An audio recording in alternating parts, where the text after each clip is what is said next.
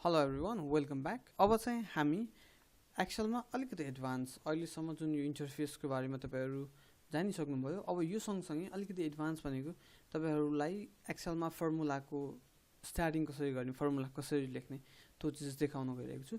Before that तपाईँसँग एउटा format हुनु पऱ्यो जहाँ चाहिँ तपाईँहरूको रिक्वायरमेन्ट अनुसारको केही काम हुनु पऱ्यो। जस्तो कि मसँग अहिले रेकर्ड किपिङको लागि यो छ है। अब यसमा चाहिँ के छ भन्दाखेरि मैले एमाउन्ट निकाल्छु नि। एमाउन्ट के हुन्छ? खासमा क्वान्टिटी इन्टु रेट हुन्छ जहिले पनि हो। मैले 2 टु जा 4 गर्न सक्छु, अनि फेरि यता 4 टु जा 6 गर्न सक्छु, 6 टु जा 12 गर्न सक्छु। बट हामी एक्सेल चलाउँदैछौँ, सो यो चाहिँ एक्सेलले गर्नुपर्ने होइन र। एक्ज्याक्टली। अब हामी के गर्छौँ भन्दाखेरि अब हामी फर्मुलाको स्टार्टिङ गर्छौँ कि जहिले पनि के बुझ्नुहोस् भन्दाखेरि फर्मुला एकचोटि लेखेपछि यदि सबैमा एउटै खाले फर्मुला लाग्ने हो। जस्तो कि यहाँ र यो मल्टिप्लाई गरेर यहाँ आउँछ, राइट। अब यहाँ र यो मल्टिप्लाई गरेर यहाँ आउँछ, राइट। यहाँ र यहाँ मल्टिप्लाई गरेर यहाँ आउँछ, सेम प्रोसेस हो नि त। सो अब हामीले यहाँनिर त्यस्तो खाले फर्मुला बनाउनु पर्यो जसले गर्दा हामीले खोजेको एन्सर आउँछ। 2 टु जा 4 आउँछ, यो र मल्टिप्लाई गर्ने हो। अब हामीले 2 इन्टु 2 गरेर त भएन डेफिनेटली पनि। सो यसमा एउटा तरिका हुन्छ, जस्तो कि एक्सेलमा फर्मुलाको स्टार्ट गर्नुभन्दा अगाडि जहिले पनि इज इक्वल टु साइन दिनु पर्यो है। माथि तपाईँको फर्मुला बारमा हेर्नुभयो भने पनि त्यहाँ लेखेको चिज यहाँ माथि आइरहेको हुन्छ। अब हामी यहाँनिर बसेर यहाँबाट लेखे पनि हुन्छ है, एउटै कुरो।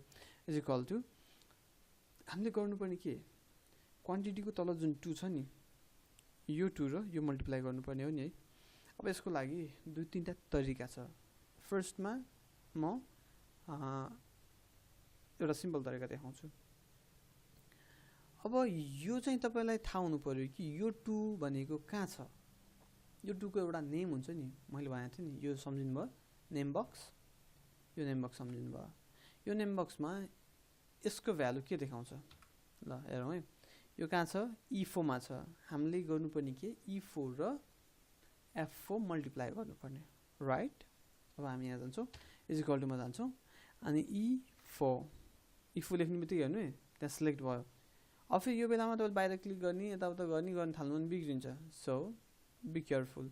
इज इक्वल टु E4 मल्टिप्लिकेसनको साइन हाम्रोमा एस्ट्रिक हुन्छ है। E4 इन्टु के हो त हाम्रो एफ के हो 4, राइट। अब इन्टर गरिदियो भने 4 आयो। अब हेर्नु है, यहाँनिर मैले अझै एउटा मिस्टेक गरेको छु। जहिले पनि के हुन्छ भन्दा इज इक्वल टु E4, जहिले पनि इज इक्वल टु पछि यसो गरेर E4 into F4, E4 into F4, right. ब्राकेटमा काम गरियो भने पछि यदि ठुलो केही भ्यालुहरू भयो भने ब्राकेटले चाहिँ तपाईँहरूलाई सेफ बनाउँछ। सो जसले गर्दाखेरि ब्राकेट बाहिरको र भित्रको अरूसँग मल्टिप्लाई हुँदैन। यो चाहिँ आफूले विचार गर्नुपर्ने कुरा हो है। अब यो फर्मुला लेखिसकेपछि हाम्रो यो र मल्टिप्लाई गरेर यहाँ आएको, यो र मल्टिप्लाई गरेर यहाँ आउँछ, यो र मल्टिप्लाई गरेर यहाँ आउँछ, एउटै आइडेन्टिकल फर्मुला हुन्छ। त्यस कारणले अब तपाईँले जसरी मैले सुरुमा सिकाएको थिएँ नि 1 2 3 प्लस गरेर तान्न सिकाएको थिएँ नि, सेम त्यो प्रोसेस फलो गरेर यो छेउमा क्रसर होभर गर्नुभयो भने तपाईँको यस्तो प्लस साइन आउँछ। त्यसपछि क्लिक गर्नुहोस्, क्लिक नछोडिकन ड्र्याग गरेर यहाँसम्म चाहिएको तपाईँको फर्मुला ड्र्याग गरेर छोडिदिनुहोस्। अब के हुने भयो, यो र मल्टिप्लाई गरेर यहाँ आयो। इफ यु डोन्ट बिलिभ होइन, यहाँ माथि फर्मुला बारमा हेर्नु, अहिले कहाँ सिलेक्ट भएको छ, 40 मा सिलेक्ट भएको छ। के छ फर्मुला? E13 into F13। हामीले लेखेको त E13 इन्टु F13 होइन नि, हामीले लेखेको E को 2 इन्टु F को 2 लेखा हो। सी E को 4 इन्टु F को 4 लेखा हो। That's it. यसरी फर्मुला डिराइभ हुन्छ। अब हेरौँ, अहिले फर्मुला केही पनि छैन। इज इक्वल टु तपाईँलाई यो इज इक्वल टु पछि जुन जुन मल्टिप्लिकेसन गर्नुपर्ने हो त्यसमा क्लिक गरिदिनुहोस्, अनि मल्टिप्लिकेसन साइन, अनि फेरि अर्कोमा क्लिक गरिदिनुहोस् अनि इन्टर गरिदिनुहोस्। सेम प्रोसेस तानिदिनुहोस्, the result will be same है। अब ल कुन सही लाग्छ त्यो गर्नुहोस्, no problem.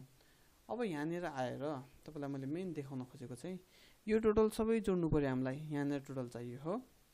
Same process is equal to हामीले के गर्दैछौँ, सम्झिनु पऱ्यो। इज इक्वल टु पछि सम टोटल गर्न लाग्यो नि, अनि ब्राकेट ओपन, हामीले कहाँदेखि सम गर्नुपर्ने हो, G4 प्लस G5 प्लस गर्दै यसरी गर्दै जान सकिन्छ डेफिनेटली, बट यो झन् लेन्दी प्रोसेस भयो, सब टाइप गर्दै बस्नु पर्यो। सो यसरी नगरिकन यसरी चाहिँ कस्तो किसिममा काम लाग्छ भन्दा कहिलेकाहीँ छुट्टै छुट्टै ठाउँको एड गर्नु पर्यो भने, जस्तो G4 प्लस E9 प्लस अनि यस्तै छुट्टै छुट्टै ठाउँको एड गर्नु पर्यो भने चाहिँ यस्तो काम लाग्छ। तर अब हामीलाई सर्लक एड गर्नु छ नि, सो G4 बाट भनेको हामीले कोलनले जनाउँछ। कोलन भनेको तपाईको होम कीमा, होम की भनेको बिचको रो हुन्छ नि, ASDF को रोमा लास्टमा L को साइडमा हुन्छ, जसलाई चाहिँ तपाईले शिफ्ट उठाएर निकाल्नुपर्छ। शिफ्ट उठाएर त्यो सेमिकोलन उठाउनु भयो भने कोलन आउँछ। सो G4 देखि हामीलाई कहाँसम्म गर्नुपर्ने, G12 हो, होइन नि, तलबाट छुट्यो 40 छुट्यो। सो इट्स G13 पुरै सिलेक्ट भयो, हामीले एड गर्नुपर्ने एरिया जति।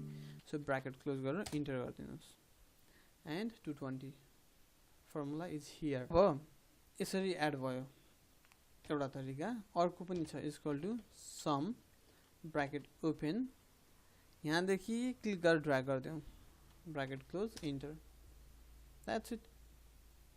तर जहिले के नबिर्सौँ भन्दाखेरि is equal to sum bracket open, कहाँदेखि क्लिक गरेर नछोडिकन कहाँसम्म, यो पनि एड गर्ने हो, होइन नि, यहाँसम्म। अब ब्र्याकेट क्लोज गरौँ, इन्टर गरौँ, सी 220। अब यो त भयो दुईटा तरिका। Let me so you the last one. यो थाहा भयो भने तपाईँले यो चाहिँ सधैँ युज गर्नुहुन्छ, यो अहिलेसम्म देखाएको गर्नुहुन्थेन। सो यो चाहिँ मैले लास्टमा देखाइरहेको छु है। अब यसमा गएर अटो सम यहाँ देख्नु भएको छ, होम मेनुमा एडिटिङभित्र अटो सम, यसले अटोमेटिक तपाईँको सम गरिदिन्छ। तर सबै केसमा, सबै ठाउँमा, सबै बेलामा काम लाग्दैन। सो अटो सम गर्नुभयो भने यसले अटोमेटिक त्योभन्दा माथिको सबै चिज हेर्छ, नम्बर भ्यालु आफै अटोमेटिक चुज गर्छ, विच इज राइट अल्सो अहिलेको लागि। अब यसपछि इन्टर गरिदिनु भयो भने भ्यालु आउँछ। सो फर्मुला डिराइभ गरेर आफूले काम स्टार्ट गर्ने चाहिँ यसरी। अथवा तपाईँ आफै फर्मुला डिराइभ गर्नु मन लाग्यो भने इज इक्वल टु एभरेज भनेको हाम्रो टोटल कति छ, टोटल कहाँ छ हाम्रो, G को 14, यस G को 14 बाई तपाईँको टोटल आइटम कतिवटा छ, 10 इज इक्वल टु 22। आफूले खोजेको अनुसार तपाईँ आफैले फर्मुलाहरू डिराइभ गरेर तपाईँ आफैले काम गर्न सक्नुहुन्छ। जस्ट के चाहिँ थाहा हुनु पर्यो भन्दा formula start always with is equal to तपाईँलाई क्वान्टिटी, टोटल कति क्वान्टिटी गयो त नि, अब हेरौँ है एकछिन है। टोटल क्वान्टिटी गन इज इक्वल टु